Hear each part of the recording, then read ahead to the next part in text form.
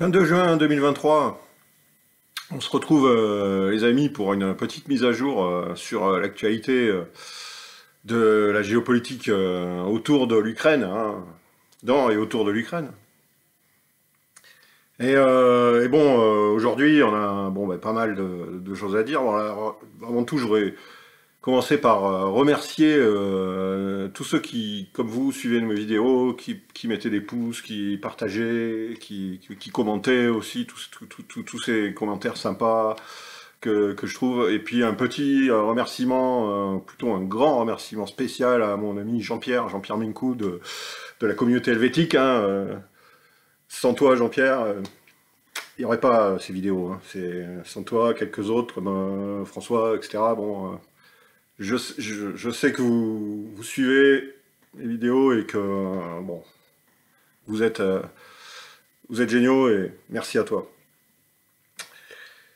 Donc, alors, qu'est-ce qui s'est passé dans ces derniers jours en Ukraine? Alors, j'ai pas mal de choses à rapporter. Alors bon, cette nuit, les Ukrainiens ont touché un pont qui accède à la Crimée avec un missile Storm Shadow britannique apparemment.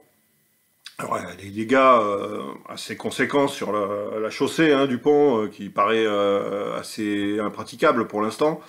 On sait que les Russes ont déjà dit qu'ils étaient déjà au travail pour réparer le pont. Alors évidemment c'est très stratégique, hein, puisqu'il n'y en a pas beaucoup des ponts sur l'isthme de Crimée qui rejoint, donc qui permet de rejoindre la Crimée par l'oblast de Kherson, enfin actuellement évidemment qui est russe, hein, qui est devenu russe depuis le référendum qui a été commodément oublié par tout l'Occident collectif qui a eu lieu en septembre, hein. Bon, alors, il y a seulement trois ponts, hein, qui rejoignent, donc c'est un pont important. Mais bon, est-ce que ce sera vraiment une entrave à la défense russe de la région, donc de Zaporizhzhia? Ça reste à prouver. En attendant, les Ukrainiens frappent avec les missiles britanniques, hein, donc les missiles offerts par les Occidentaux. Les Ukrainiens frappent le territoire de plus en plus proche du territoire de la Crimée. Or, c'est un jeu dangereux parce que si bon, la Russie considère que la Crimée, évidemment, fait partie de son territoire. Bon, les quatre régions annexées, donc suite au référendum de septembre aussi, mais encore plus la Crimée qui est donc russe depuis 2014. Le référendum de 2014 en Crimée, qui a été donc qui a donné un résultat de plus de 90% de la population de cette région qui a souhaité rejoindre la Russie. Et ce qui a été fait pacifiquement, sans tirer le moindre coup de feu, voilà. C'est c'est ce qui s'appelle une annexion pacifique, hein, une annexion entre guillemets, puisque suite à un référendum, hein, si on va par là, on pourrait parler d'annexion aussi pour l'île de Mayotte avec la France, puisque l'île de Mayotte est devenue un département français suite à un référendum largement remporté par les Mahorais qui souhaitaient donc faire partie de la France.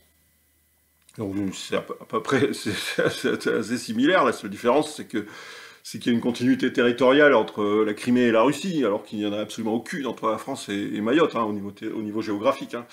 Mais bon, à part ça, c'est la même chose.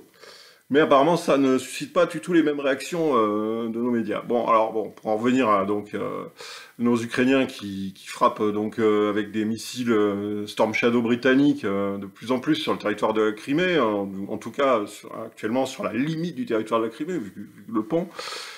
C'est un jeu dangereux puisque si ça il s'avérait dans l'idée des Ukrainiens de frapper plus profondément avec ce genre d'armes occidentales puissantes le territoire de la Crimée, de frapper des centres névralgiques, hein, comme à Sébastopol, etc., Simferopol ou autres, ça serait la réponse russe, elle a été annoncée, hein, déjà par les officiels, par Shoigu, etc., ça serait de frapper les centres de décision en Ukraine.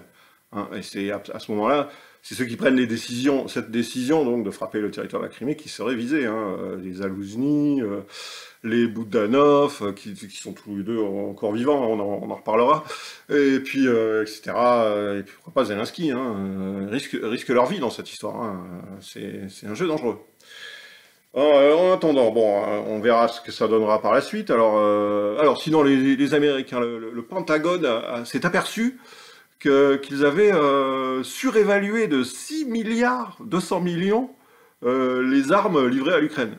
Ah oui, apparemment 6 milliards 200 millions comme ça, qui avaient disparu, qui avaient été comptés comme des armes livrées à l'Ukraine, et puis finalement non, on s'aperçoit.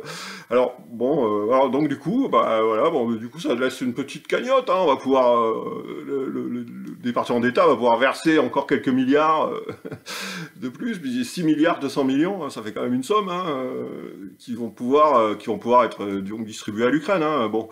Bizarrement, quand il s'agit des infrastructures, par exemple les hôpitaux, ou les écoles, ou la police, enfin bon, tout ce qui est les infrastructures et donc les services à la population américaine, là, il n'y a jamais de surévaluation, et il n'y a jamais de cagnotte qui tombe du ciel, comme ça n'arrive jamais.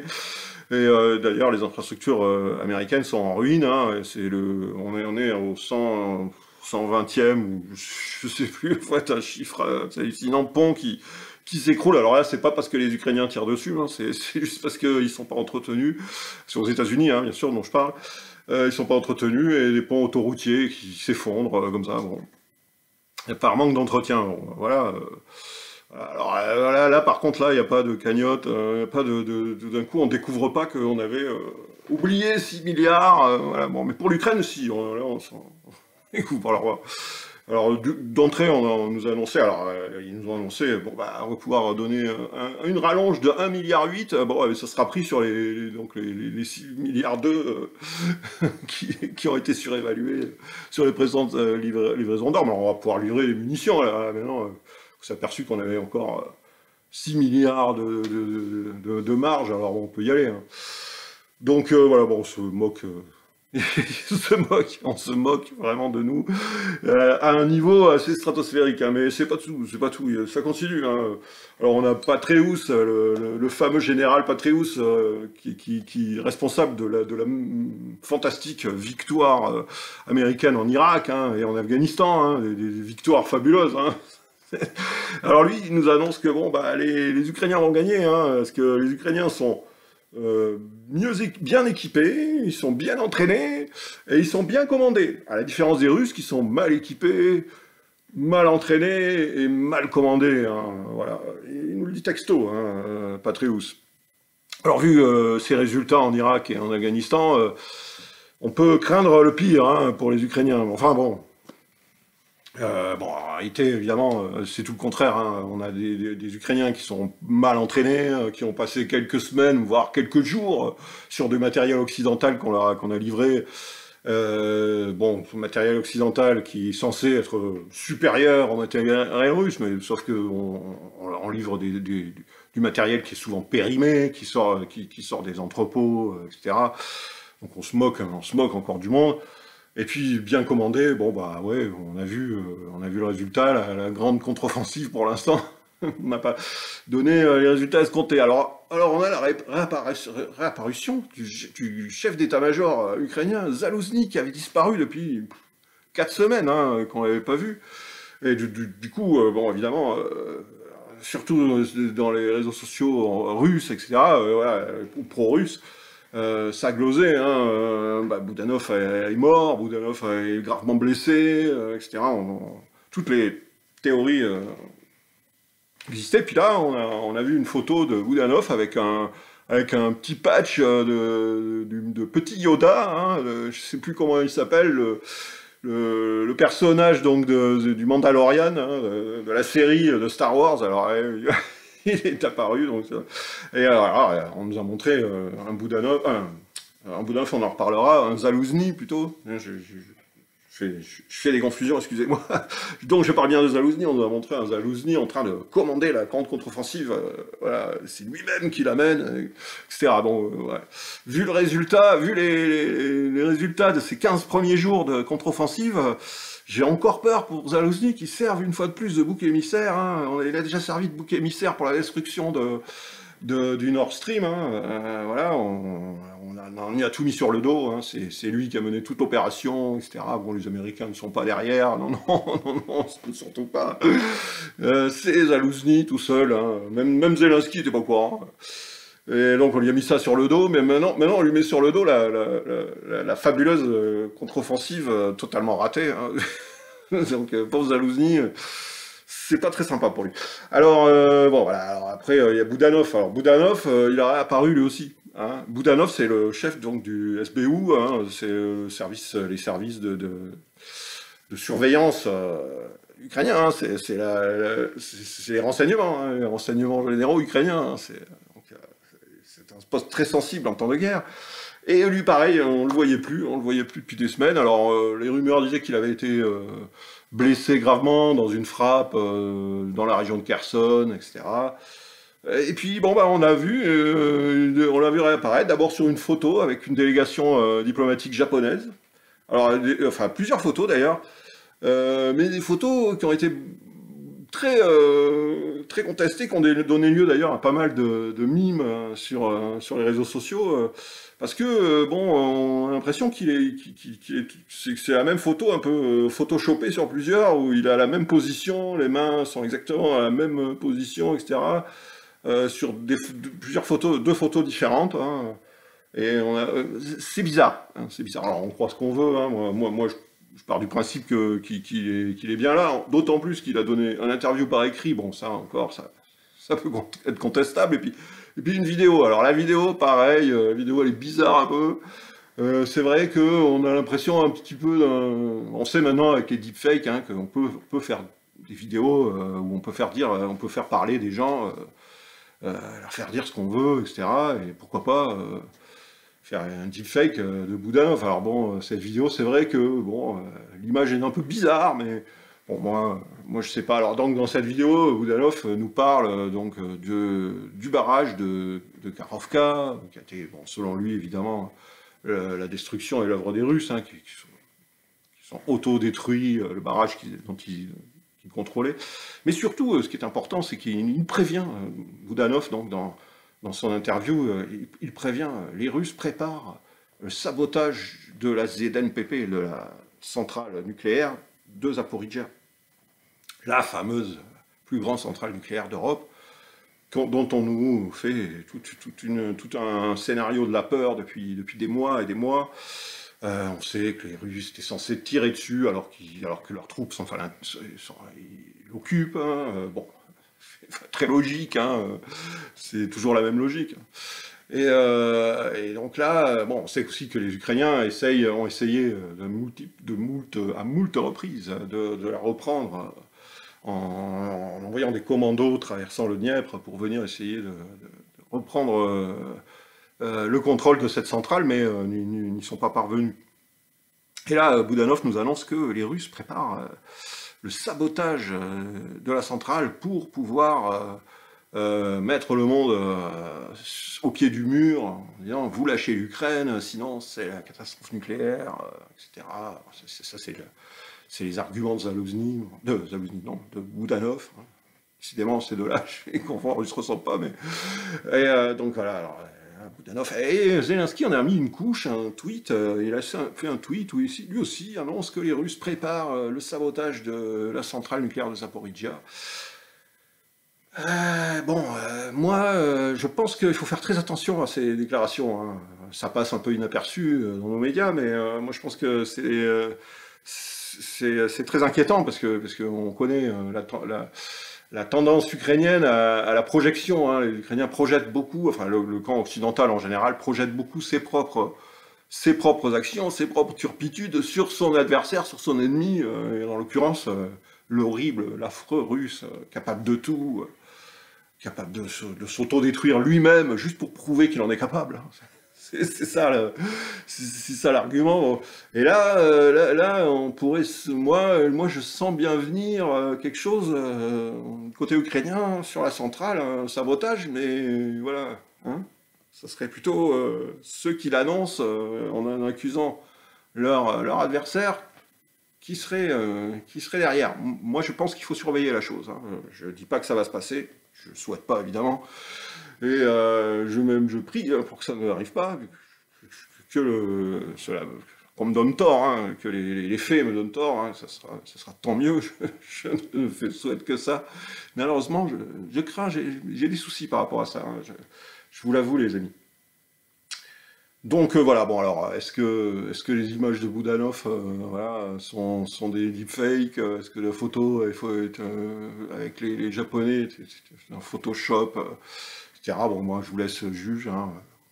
Personnellement, j'ai pas d'avis là-dessus. Je sais pas. Ce qui est important, c'est ces déclarations. C'est ces déclarations sur la centrale de Zaporizhzhia, c'est ça qui est important, beaucoup plus que de savoir, voilà, si Boudanov est toujours vivant, ou Zalouzny d'ailleurs, hein, voilà. Donc voilà. Bon, alors, sinon, je voulais parler, alors j'ai parlé donc des 6 milliards de 200 millions du Pentagone qui ont été perdus, qui ont été par erreur comptabilisés alors qu'ils n'avaient pas été donnés aux Ukrainiens, donc bon, ça j'en ai parlé. Donc de Patréus et ses déclarations de victoire. Alors bon, je vais revenir sur un événement qui s'est passé, bon, on va finir là-dessus, mais c'est vraiment, il faut y revenir parce que c'est vraiment caractéristique, c'est très intéressant et c'est vraiment caractéristique de la situation et de tout ce qu'on vit en ce moment. Alors, comme vous le savez, probablement, puisque vous suivez quand même l'actualité de ce conflit, les Africains, et d'une délégation, donc, une délégation de haut niveau africaine, très haut niveau, menée par le président en personne de l'Afrique du Sud, Cyril Ramaphosa, il s'est rendu en Ukraine et en Russie d'ailleurs, pour tenter une médiation dans une idée évidemment de paix entre les deux belligérants. Et donc en chemin, la délégation africaine, donc en chemin pour Kiev, passant par Varsovie, s'est retrouvée dans une situation abracadabrante, c'est le moins qu'on puisse dire, puisque 120 personnes de la délégation, dont tout le service de sécurité donc du président Ramaphosa et donc des dignitaires, des officiels africains qui l'accompagnaient, tout le service national de sécurité s'est retrouvé enfermé dans un avion pendant 9 heures, y compris des journalistes sud-africains, hein, des médias sud-africains qui suivaient donc la délégation.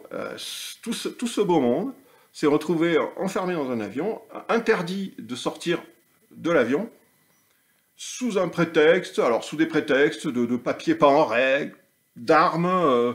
Alors évidemment, les services de sécurité du président Ramaphosa, du président sud-africain, sont armés. C'est le principe, hein, les services de sécurité en général, ils viennent pas avec un canif, voilà, non, ils sont armés. Bon, apparemment, ces armes n'étaient pas déclarées, etc. Alors, bon, on les a enfermés pendant 9 heures dans un avion, et pendant ce temps-là, ben, la délégation elle a dû continuer sa route. Le reste, donc, des officiels, hein, qui, eux, n'ont pas été inquiétés. Donc, le président sud-africain et toute sa délégation ont dû continuer leur chemin vers Kiev, sans tout leur personnel de sécurité et sans les journalistes. Au moins une vingtaine de journalistes, parmi les 120 personnes qui ont été donc retenues en Pologne. Donc une vingtaine de journalistes se trouvaient dans le lot. Les journalistes, pourquoi? Pourquoi des journalistes? Je pense qu'il y a des bonnes raisons. Et une fois donc que le président sud-africain est arrivé à Kiev, alors là, il s'est passé tout un sketch incroyable. Les sirènes ont retenti, les sirènes d'alerte de Kiev ont retenti, bombardement russe, voilà. Alors on a pris le président Ramaphosa pour des mesures de sécurité, on l'a amené dans un bunker, etc. Mais il les officiels qui l'accompagnaient ont dit dans diverses interviews, ah ben, nous on n'a rien entendu, on n'a rien vu, on n'a pas vu de bombardement, on n'a pas entendu de bruit, de bombardement, etc. On n'a entendu que les sirènes qui alertaient, mais on n'a rien vu, hein. Apparemment tout avait l'air normal. Explosion, no, right alert. No, Is it true? I said I didn't see any explosion or heard any explosion. That's what we said. Have you been during air alert? No, we arrived in the morning at the Today? station today. Yes. We went to Bucha, and in the time we arrived and the time we went to Bucha and back, we did not witness any explosion. Really? Yeah, we did not. Have you heard alert? Sorry? Alert. No, we didn't hear any. No, But did you go to bomb shelter today? no. No. I didn't go to bomb shelter. But the president? The president was taken there. Apparemment tout avait l'air normal, excepté évidemment les sirènes d'alerte qui ont fait que évidemment donc le président a été pris, amené dans un bunker, le président sud-africain, hein, bien sûr, je parle, amené dans un bunker, etc. Et tout ça, en fait, tout à fait, et vraiment, ça se voit, quoi.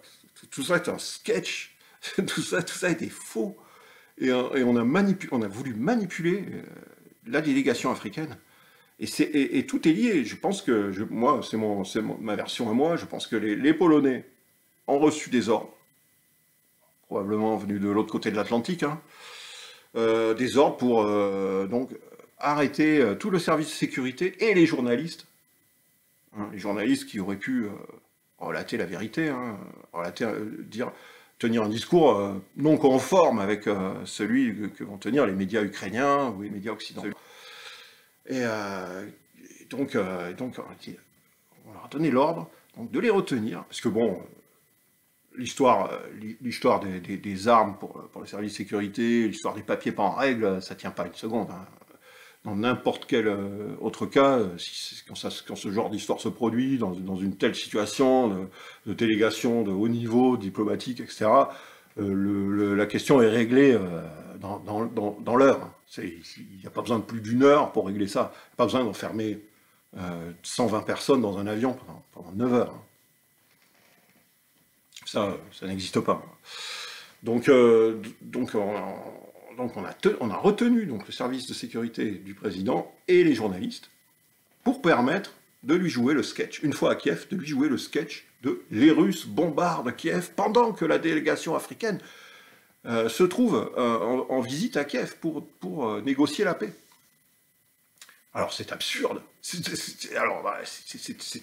une théorie totalement absurde, c'est ridicule au plus haut point, parce qu'on sait très bien que à chaque fois que des hauts personnages occidentaux, alors on peut parler de Boris Johnson, qui est venu moult fois, mais pas que lui, je veux dire, Ursula von der Leyen, le président français, le Premier ministre néerlandais, Mark Rutte, ils sont tous venus récemment à Kiev, et les Russes n'ont pas tiré, n'en ont pas profité pour tirer sur Kiev à ce moment-là.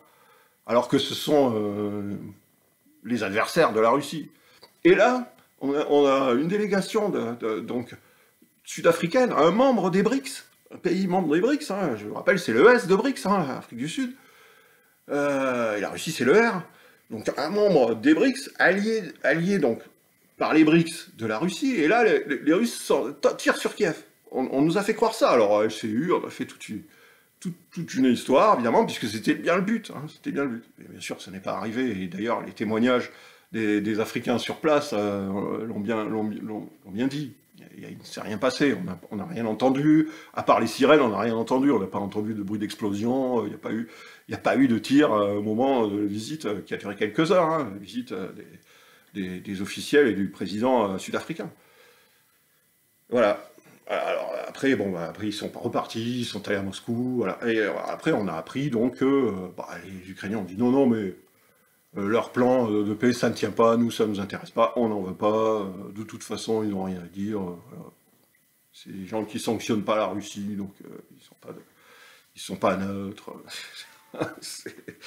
Voilà, c'était magnifique. Alors bon, voilà, on nous a raconté l'histoire. Les Russes tirent. C'est l'idée, bien sûr, c'est d'essayer d'influencer les Africains pour qu'ils s'éloignent de la Russie. Vous voyez, ils vous tirent dessus quand vous venez à Kiev pour essayer de négocier. Voilà. Voilà, c'était une histoire vraiment, moi, qui m'a vraiment, qui m'a vraiment beaucoup plu. Hein. C'est extrêmement caractéristique de toute cette manipulation. Alors évidemment, on compte sur quand ils font ce plan, ce scénario, évidemment, ils savent très bien qu'ils tiennent le discours médiatique et que le discours médiatique occidental, il est parfaitement encerclé. Il y a personne qui peut en dévier. Tout le monde va dire ah regardez. L'affreux Poutine qui tire sur la délégation africaine, sur le président d'Afrique du Sud, etc. Il profite du moment où il est à Kiev pour tirer dessus, et tout, obligé. Et les pauvres Ukrainiens obligés de l'amener pour assurer sa sécurité, de l'amener dans un bunker, etc. Vous vous rendez compte?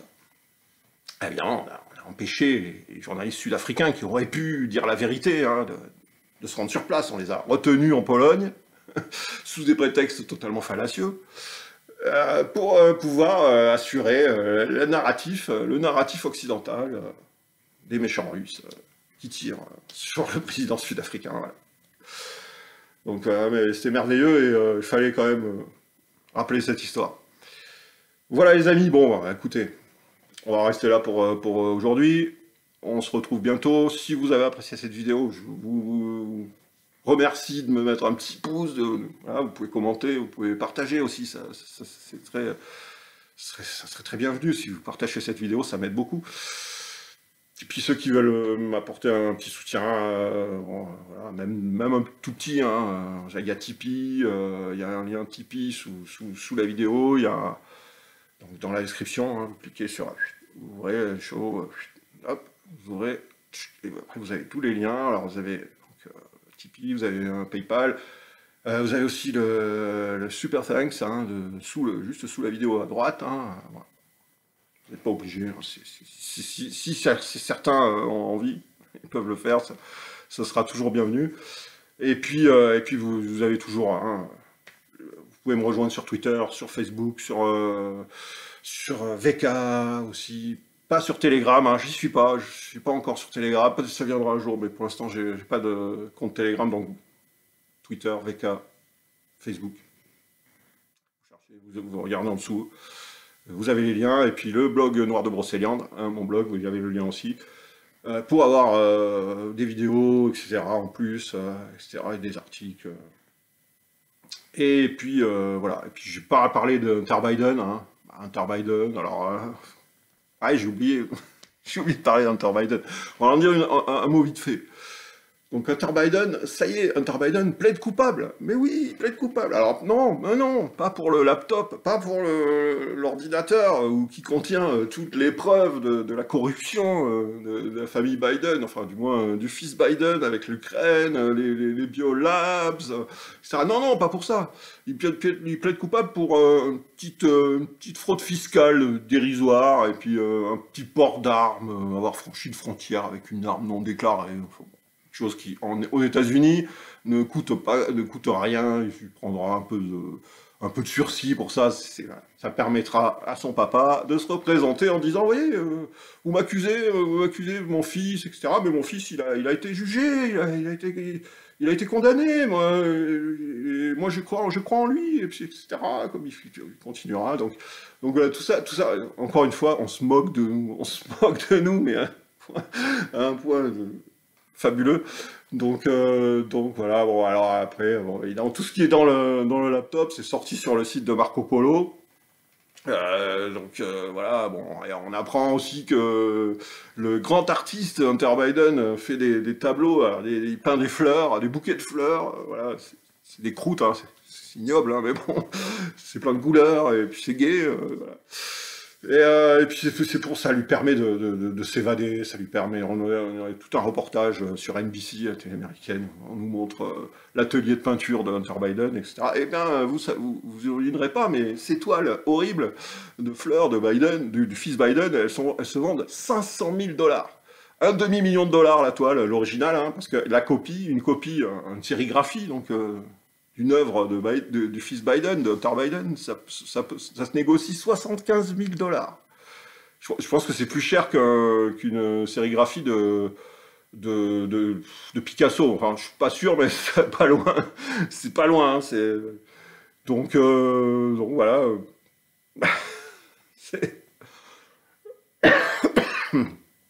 Moi j'en tousse hein, tellement c'est énorme. Bon voilà, bon. Alors le fils Biden, il y aurait tellement à dire. Il y a Tucker Carlson qui fait donc sur Twitter des vidéos incroyables où il met tout ça, où il raconte tout ça et c'est fabuleux le travail de Tucker Carlson qui est vu par des millions et des millions de gens et beaucoup plus vu depuis qu'il est sur Twitter qu'avant quand il était sur Fox News. Hein, il faisait 2 millions, maintenant ils ont fait 100. C'est incroyable. Donc voilà. Ah, pour Hunter Biden, j'en ai dit un petit mot, et donc bon, on a fini, on en reste là. All right, God save the Queen, man.